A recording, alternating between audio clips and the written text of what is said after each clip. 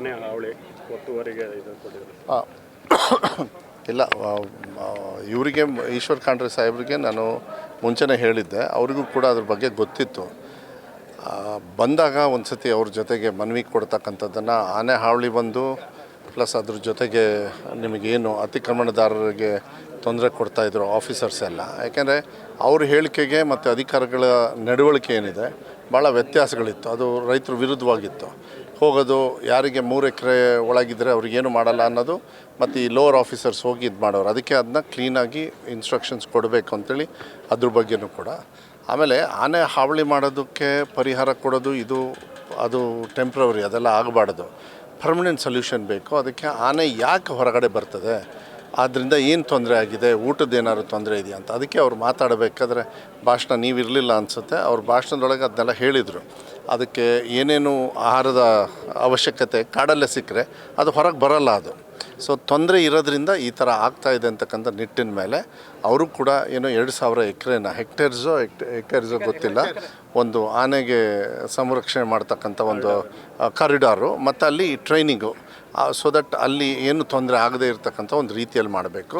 Plus fencing, that is railway fencing ಮತ್ತು solar fencing, different type ಆರ್ದೆ. ಮತ್ತು ಟ್ರೆಂಚಿಗೆ ಒಂದಕ್ಕೆ ಸಾಲಲ್ಲ, ಯಾಕೆಂದರೆ ಟ್ರೆಂಚನ್ನು ಕೆಲವು ಸತಿ ಆನೆಗಳು ಸ್ವಲ್ಪ ದಾಟಿ ಬರ್ತಕ್ಕಂಥ ಇಲ್ಲ, ಅದು ಇದ್ದಾವೆ ಬೇಕಾದಷ್ಟು. ಅದು ಬಂದಮೇಲೆ ಇನ್ನೂ ವರ್ಸ್ಟ್ ಆಗಿಬಿಡುತ್ತೆ, ಯಾಕೆಂದರೆ ಮತ್ತೆ ವಾಪಸ್ ಹೋಗೋದಕ್ಕಾಗೋದಿಲ್ಲ. ಅದಕ್ಕೆ ಅದನ್ನು ಪರ್ಮನೆಂಟಾಗಿ ಸ್ವಲ್ಪ ಅನುದಾನದ ಒಂದು ಅವಶ್ಯಕತೆ ಇದೆ ಅಂಥೇಳಿ ಒಂದು ಭಾವನೆಯನ್ನು ಹೇಳಿದ್ದಾರೆ. ಅವ್ರು ನನಗೂ ಕೂಡ ಹೇಳಿದ್ದಾರೆ. ನಾವೆಲ್ಲರೂ ಶಾಸಕರು ಹೋಗಿ ಒಂದು ಸ್ವಲ್ಪ ಹೆಚ್ಚುವರಿಯನ್ನು ಕೇಳೋಣ, ಆವಾಗ ನಾವು ಫಾರೆಸ್ಟು ಸಂರಕ್ಷಣೆ ಮಾಡೋದಕ್ಕೂ ಹೆಲ್ಪ್ ಆಗ್ತದೆ. ಪ್ಲಸ್ ಆನೆಗಳ ಏನು ದಾಳಿ ಆಗ್ತಾಯಿದೆ, ಮಾನವ ಹಾನಿನೂ ಕೂಡ ಆಗ್ತಾಯಿದೆ, ಅದನ್ನು ನಾವು ತಡೆಯೋದಕ್ಕೆ ನಮಗೆ ಈಸಿ ಆಗುತ್ತೆ ಅಂಥೇಳಿ. ಸೊ ಐ ಥಿಂಕ್ ಈಗ ಸಾಯಂಕಾಲ ಮಧ್ಯಾಹ್ನದ ಮೇಲೆ ಅವರು ಕೂಡ ಒಂದು ಆಫೀಸರ್ಸ್ ಮೀಟಿಂಗ್ ಇಟ್ಕೊಂಡು ಈ ಕಡೆ ಕೆಲವು ವಿಚಾರಗಳನ್ನು ತಗೊಳ್ತಾರೆ. ಕಸ್ತೂರಿ ರಂಗನ್ ವರದಿ ಅಂತೂ ನಾವು ತಿರಸ್ಕಾರ ಮಾಡಿದ್ದೀವಿ, ಅದು ಕ್ಯಾಬಿನೆಟಲ್ಲಿ ತಮಗೆಲ್ಲ ಗೊತ್ತಿದೆ. ಅದೇ ರೀತಿ ಇವನ್ ಈ ಅತಿಕ್ರಮಣದಾರರು ಮತ್ತು FRA ಅದನ್ನು ಕೂಡ ಇಲ್ಲ ಅದನ್ನು ಏನೇನಿದೆ ಅದನ್ನೆಲ್ಲದೂ ಕೂಡ ಚರ್ಚೆ ಮಾಡಿ ಅವರಿಗೆ ಡೈರೆಕ್ಷನ್ಸ್ ಕೊಡ್ತೀವಿ ಅಂತ ಹೇಳಿದ್ದಾರೆ.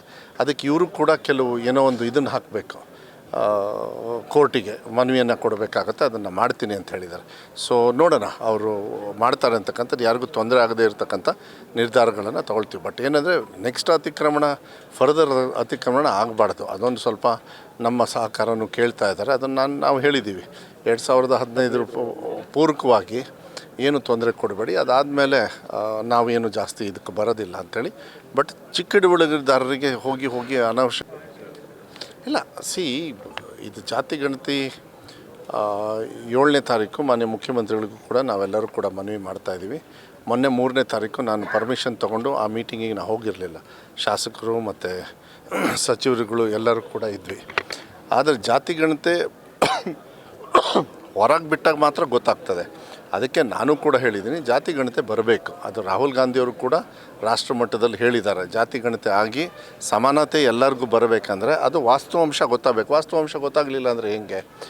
ವಾಸ್ತವಾಂಶ ತಪ್ಪಿದೆ ಅಂದರೆ ಮತ್ತೆ ಚರ್ಚೆಗೆ ಮಾಡಿ ಮತ್ತೆ ಸರಿ ಮಾಡ್ತಕ್ಕಂಥದ್ದು ನಾನು ಕೂಡ ಅದರ ಪರವಾಗಿದ್ದೀನಿ. ಏನಂದರೆ ಜಾತಿ ಗಣತಿ ಏನು ವರದಿಯನ್ನು ರೆಡಿಯಾಗಿದೆ ಅದನ್ನು ಆದಷ್ಟು ಬೇಗ ಹೊರಗಡೆ ಬಿಡ್ತಕ್ಕಂಥದ್ದು ಒಳ್ಳೆಯದು ಅಂಥೇಳಿ ನಾನು ಮಾಡ್ತೀನಿ. ಅಲ್ಲ, ವಿರೋಧ ಈಗ ಕೆಲವರು ಅವ್ರವ್ರ ವಿರೋಧ ವ್ಯಕ್ತಪಡಿಸ್ತಾರೆ. ಅವ್ರು ಬಂದಾಗ ಅದಕ್ಕೇನು ಪರಿಹಾರವನ್ನು ನೋಡಬೇಕು. ಇದೇನು ಬಂದ ತಕ್ಷಣ ಕಾನೂನೇನಲ್ಲ, ಇದು ಬಂದ ಮೇಲೆ ಮತ್ತೆ ಚರ್ಚೆಗಳಾಗ್ತವೆ. It will take its own time.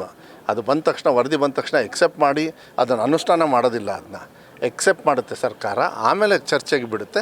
ಚರ್ಚೆ ಆದಮೇಲೆ ನೋಡಬೇಕಾಗುತ್ತೆ. ಅದು ಪರ ವಿರೋಧ ಇರ್ತದೆ, ಅದು ಪಕ್ಷಾತೀತವಾಗೂ ಕೂಡ ಇರ್ತದೆ. ಆದರೆ ಸಾಮಾಜಿಕ ನ್ಯಾಯ ಕೊಡಬೇಕು ಅಂತ ಹೇಳಿದರೆ ಅದು ಜಾತಿ ಗಣತಿಯಿಂದ ಮಾತ್ರ ಅದು ಸಾಧ್ಯ ಆಗ್ತದೆ. ಅದು ಮಾಡೋದು ಒಳ್ಳೆಯದು. ಸರ್, ಆರ್ ಅಶೋಕ್ ಅವರು ಚಾಲೆಂಜ್ ಮಾಡಿದ್ದಾರೆ, CM ರಾಜೀನಾಮೆ ಕೊಟ್ಟರೆ ನಾನು ಕೊಡ್ತೀನಿ. ಯಾರು? ಆರ್ ಅಶೋಕ್ ತುಂಬ ಕಳ್ತನ ಮಾಡಿರ್ಬೇಕು ಹಂಗಾದ್ರೆ. ಹಾಂ, CM ಅವ್ರು ಮಾಡಲ್ಲ ಅಂದರೆ ಅವನು ಮಾಡ್ತೀನಿ ಅಂತ ಹೇಳಿದ್ದಾರೆ. ಮೋಸ್ಟ್ಲಿ ಅದಿರಬೇಕು. ಈಗೆಲ್ಲ ಈಗ ಶುರು ಆಗ್ತಾವೆ ಅವ್ರದ್ದು ಎಲ್ಲ. ಯಾಕೆಂದರೆ ಅದರಿಂದನೇ ಈಗ ಅವ್ರಿಗೂ ಭಯ ಹುಟ್ಟಿರೋದ್ರಿಂದ ಈಗ ಸ್ಟಾರ್ಟ್ ಮಾಡಿದ್ದಾರೆ ಒಬ್ಬೊಬ್ಬರೇ. GT ದೇವೇಗೌಡರು ಬೇಡ ಅಂದರು, ಒಳ್ಳೆ ಕೆಲಸ ಮಾಡ್ತಾಯಿದ್ದಾರೆ ಅಂದರು. ಯಾವಾಗಲೂ ಅಷ್ಟೇ, ರಾಜಕಾರಣ ಮಾಡ್ಬೇಕಾದ್ರೆ ಯಾವಾಗಲೂ ಒಬ್ಬರನ್ನ ದ್ವೇಷ ಮಾಡೋದಲ್ಲ. ಒಬ್ಬ ವ್ಯಕ್ತಿ ಒಂದು ಕೆಲಸ ಮಾಡ್ತಾರಂತೇಳಿ ಅದನ್ನ ಎತ್ತಿ ಹಿಡಿಬೇಕು. 12 ವರ್ಷದ್ದು ಹಳೆ ಕಥೆನ ತಂದುಬಿಟ್ಟು ತಿಕ್ಕಿದ್ಕೊಂಡ್ರೆ ಏನು ಜನರ ತಲೆ ಕೆಟ್ಟಿದೆಯಾ? ಒಂದು ಅನುಷ್ಠಾನ ಆಗಿರ್ತಕ್ಕಂಥ ಪ್ರಜಾಪ್ರಭುತ್ವದಲ್ಲಿ ಅನುಷ್ಠಾನ ಆಗಿರ್ತಕ್ಕಂಥ ಒಂದು ಸರ್ಕಾರನ ಬೀಳ್ತಕ್ಕಂಥ ಸಾಮಾನ್ಯ ಜನರಿಗೆ ಹಗುರವಾಗಿ ಮಾತಾಡ್ತಾ ಇದ್ದಾರೆ.